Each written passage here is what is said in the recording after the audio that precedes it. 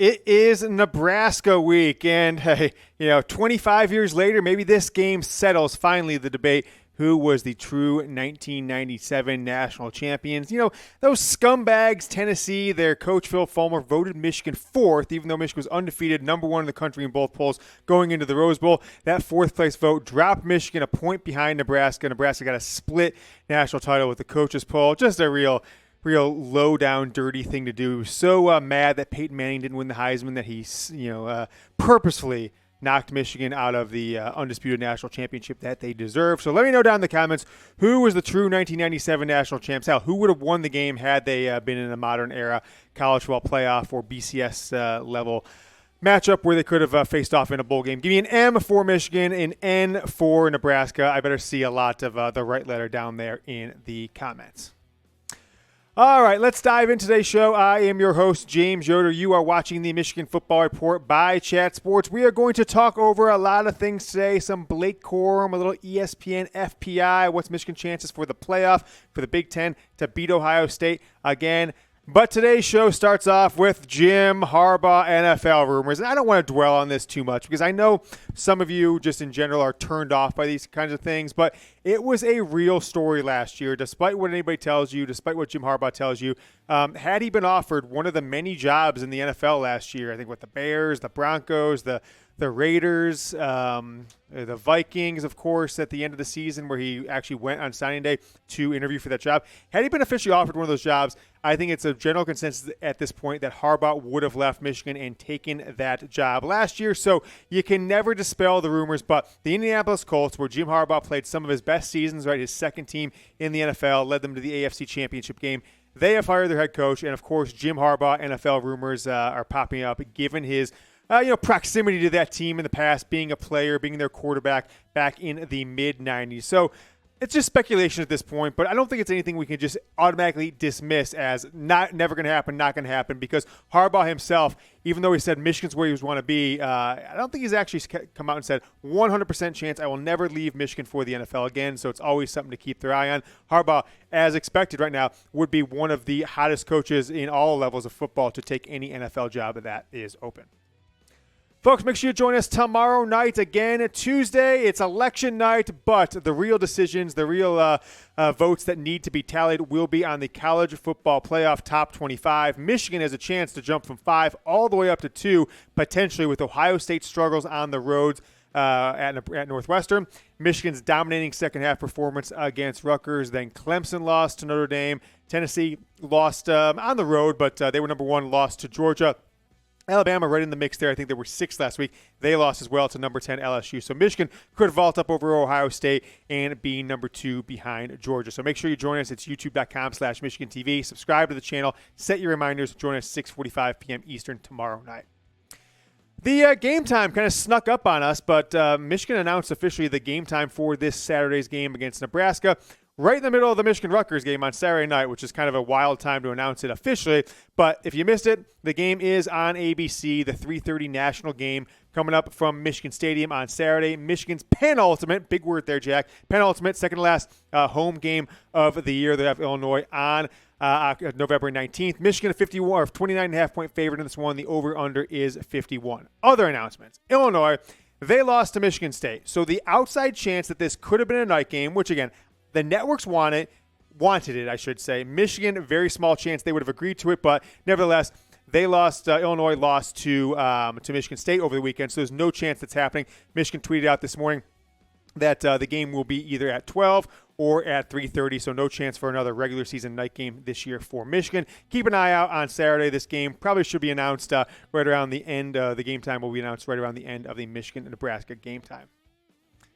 Today's Michigan Football Report is sponsored by Established Titles. Established Titles is a fun and novel way to preserve the natural woodlands of Scotland while helping global reforestation efforts. It is a project based on historic Scottish custom where landowners are referred to as lairds, or lords and ladies in English. Title packs give you at least 1 square foot of dedicated land with a unique plot number on a private estate in Eddleston, Scotland, and an official certificate with a crest, which I have. We plant a tree with every order and work with global charities, 1 tree planted, and trees for the future to support global reforestation efforts. You could officially include the title Lord or Lady on your credit card, plane tickets, dating profiles, etc. It makes a great last-minute holiday gift. The first 200 people purchasing a title pack using my link, our link here, establishedtitles.com/chat, will effectively have a plot in Scotland next to me within a few moments or minutes of walking distance. Depending on how many of you want to become a lord or a lady, we can build our little Michigan football report kingdom right there in Eddleston, Scotland. It makes an amazing last-minute gift. Established Titles is actually running a massive early Black Friday sale right now where you can get up to 80% off. Plus, if you use the promo code CHAT at establishedtitles.com/chat, you can get an additional 10% off. Go to establishedtitles.com/chat to get your gifts now and help support the Michigan Football Report, folks. I am an official Scottish Lord. If you see, I'm going to hold that up as close to the camera as I can. James Yoder, Lord of Scotland. Great holiday gift. I don't know how many times or how many people have messaged me. Quite a few, at least a couple dozen, have said they bought this gift for the lady or the person in their life that might find it valuable, might find it fun. Great last-minute holiday gift. establishedtitles.com/chat. Let's talk about Michigan football's second half domination. It is becoming absurd, some of these numbers, folks. Michigan has not allowed a third quarter touchdown all season. They're outscoring opponents 84-6. I'll repeat that, 84-6 in the third quarter through 9 games so far this season. Second half scoring the last 4 games. And these aren't cupcakes. These aren't Colorado State or UConn. Michigan State, Rutgers, Penn State, Indiana. Michigan has outscored those 4 teams in the second half 100-3, including the 38-0 second half beatdown Michigan had against Rutgers, a game they went into halftime losing for the first time this season, right? Shut out Rutgers in the second half, shut out Michigan State, shut out Indiana, gave up 3 points to Penn State. What a dominant run for this team, not to mention Blake Corum's emergence during the Big Ten season, right? 6 games into the Big Ten season, he's got 100-plus yards in every single game and a touchdown in every single Big Ten game. Looking great, feeling great this team is in the second half. A lot of people, myself included, the last couple of weeks, have like, oh gosh, the games are too close at halftime. Michigan comes out, absolutely wipes the floor with the opponents after halftime all season long. The last 4 games, though, 100-3 in the second half. I am super happy with these halftime adjustments. If you are super happy with the halftime adjustments, let up the comments. Let's start feeling the love. This is, what do we got? The 17th. We got 19 days to Ohio State, Michigan. We need all positive vibes out there. So just type Go Blue in the comments. Type it 5 times if you want. Let's keep the good vibes rolling. Comment Go Blue down in the comments.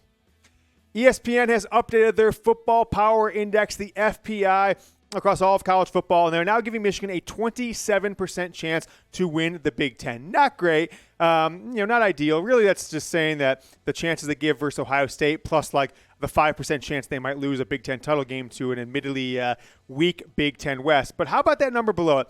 62.5% chance to make the playoff. Coupled with Ohio State's percentage, which is like 86% chance to make the playoff, ESPN's FPI is giving Michigan and Ohio State together a better than not chance, 53.9% chance that both those teams, not just one, both those teams will make the college football playoff, with Clemson losing, with Alabama losing, Tennessee, of course, losing, but they're still in the mix, TCU being the only other unranked team other than Michigan, Ohio State, and Georgia. I think I've been calling it. If you follow me on Twitter, I've been saying this for a while, that I do think there's a really good chance the Big Ten, Michigan, Ohio State, could get 2 teams in. As long as the loser of that game in 19 days keeps it close, under 10 points, I think there's a very good chance the loser will get the number 4 seed and likely face Georgia in the opening round or the semifinal of the CFP. Michigan was ranked surprisingly 5 in the college football playoff last Tuesday, 6 nights ago. Let me know where you think they will be ranked tomorrow when we will be live, 6:45 p.m. Eastern. I'm going to take a stab. I'm going to say number 2. I think Ohio State's going to get punished for back-to-back closer than expected games. They were down with 9 minutes left to go in the game against Penn State 2 weeks ago. This Saturday, they were tied up with Northwestern at halftime, and understandably cold and windy conditions. Nevertheless, Michigan has been dominant, and I think the committee will reward them. The Wolverines, I've got them as number 2. Let me know what you think down in the comments. More on the FPI. Michigan is 97.1% likely to beat Nebraska coming up on Saturday, according to the FBI. FPI next Saturday versus Illinois, 89.4% chance. And then Ohio State. Now, 2 weeks ago, the last time we showed you this on the screen, there was only 27% likelihood that Michigan would beat Ohio State. Now it's been bumped up to 31, so 1 out of 3 chance. I'm not sure if you can really ask for more of an odds. If you flipped a coin 3 times and said, hey, we're going to beat Michigan, we had a 1 out of 3 chance to Michigan beat Ohio State. Michigan fans would take that most years. If you beat Ohio State 1 out of every 3 years on the road, every Michigan fan would take that at this point, considering it's been 22 years since the Wolverines won down in Columbus. One thing to think about as you look at that 31% is just keep an eye, right? We are 9 days out from the 10-day forecast in Columbus. CJ Stroud, a.k.a. Coleridge Stroud, a.k.a. Coleridge Stroud, the name I gave him last year. He's every picture you see him, if it's below 60 degrees, he's like huddled up in a ball, freezing his ass off because he's chilly. He's from Southern California. He has no idea what it's like to play in non-great weather. If him and Ryan Day, if they went down to Miami or Florida State, I bet they would win national titles because they were just playing 80 degrees all day long, throwing the ball 85 times a game. Has never won a game as a starter when it's under 34 degrees out there, right? I think, the only game that he's played in that temperature, at Ohio State at least, is against Michigan last year. Prior to that, he had never started a game in under 34-degree weather because he played high school football in California, in Southern California. And then, it wasn't that cold at Northwestern, but you saw what non-perfect weather conditions can do to C.J. Stroud. He had, for the first time in his Ohio State career, more rushing yards than passing yards. Had less than 100 passing yards on the day. And let's just hope, right? I don't think Michigan necessarily needs it, but Michigan's defense, Michigan's running game, that goes into any weather. I don't think Ohio State's offense can play in every single weather condition. All right, switching gears back to Nebraska. Predict the score this Saturday, Michigan versus Nebraska. I am going to make my Monday prediction without diving into the numbers. We'll have a preview for you of this game tomorrow on our live show after we reveal the top 25 live. The same time you'll get on the TV networks. But I'm going to make an off-the-cuff prediction of 42-10. Michigan wins this one. 29.5 point spread. So right around that Michigan 32-point win, 42-10. But let me know down in the comments what your score prediction is for Michigan taking out 25 years of frustration on Nebraska, coming up 3:30 p.m. Eastern, ABC from the Big House on Saturday. Blake Corum is getting more and more likely to be a Heisman finalist and, hell, maybe your 2022 Heisman Trophy winner. The way things are going, a lot of guys have eliminated themselves. Alabama's quarterback Bryce Young has certainly eliminated himself, I think, out of the Heisman race with 2 losses and 2 near losses so far this year. And then Hendon Hooker, who was leading this the last time he showed you these odds. Now he's lost a game. I don't know if he'll have the opportunity to necessarily jump back in, what marquee games are left on his schedule. It seems to me, folks, that the winner of the Ohio State-Michigan game, as long as those players, C.J. Stroud and Blake Corum, have strong games over the next 2 weeks, or just non-disastrous games, that the winner of that Ohio State-Michigan game is also going to crown the 2022 Heisman Trophy. I think it's as simple as that. The way I look at it, C.J. Stroud is back to being your favorite plus 180 odds. I mean, if you put $100 on it, you win plus 180. So it's not even like 2-to-1 odds for him. Blake Corum, if you put $100, $10, whatever it is, you get 7 times your money. So $10 you win 70, $100 you win 700, $1,000 you were to win 7,000. So those are the latest Heisman odds. Blake Corum tied for third with Caleb Williams. How about Bo Nix from Oregon, right? People wrote off his career at Auburn. He transferred to Oregon. They wrote him off after that blowout to Georgia in the opening game. He has had a resurgence. He's been playing great the last few weeks. He is plus 800. Those are your top 5 Heisman contenders according to the sportsbook odds at our sportsbook partner, BetUS. I put some money earlier in the season with J.J. McCarthy. Clearly, I'm going to lose that money, but I did make a small bet a couple weeks ago. Going to make another small bet on Blake Corum winning the Heisman. You can do the same at BetUS. Chatsports.com/GoBlue. Promo code is GoBlue. 125% deposit bonus. Put in 100, extra 125. Put in 500, you get an extra $625 to bet with. Chatsports.com/GoBlue. Use the promo code GoBlue. BetUS, our preferred sportsbook partner. The most popular graphic in all of the internet when it comes to college football over the past few weeks. You guys have been loving this on Facebook, on Twitter, how Corum compares after 9 games to the last 2 Heisman Trophy winning running backs, both from Alabama. Mark Ingram in 2009, Derrick Henry in 2015. By the way, ABC, ESPN, real cheap move, stealing my ideas, kind of making their own graphic of this, right? They had no idea that this was even a thing. They're clearly copying off of us. But Derrick Henry really had a strong game in his 9th game. So did Mark Ingram in a lot of ways. But Henry last, in his Heisman campaign in 2015 against LSU, 210 yards, 3 touchdowns, right? And so he has kind of jumped ahead of the pace of Blake Corum. Also against LSU, that in his 2009 Heisman campaign, Mark Ingram, 22 carries, 144, and no touchdowns. So there's where he compares, right? They're both 17 total touchdowns. They're tied, Henry and Corum, with Henry having, 1354, 67 more yards to rushing yards so far on 19 more carries than Blake Corum. Take a look at their game 10, right? That's through 9 games. Coming up in their 10th game, Mississippi State. Derrick Henry continued to have a big game, right? He had 22 carries in that Heisman campaign in his 10th game.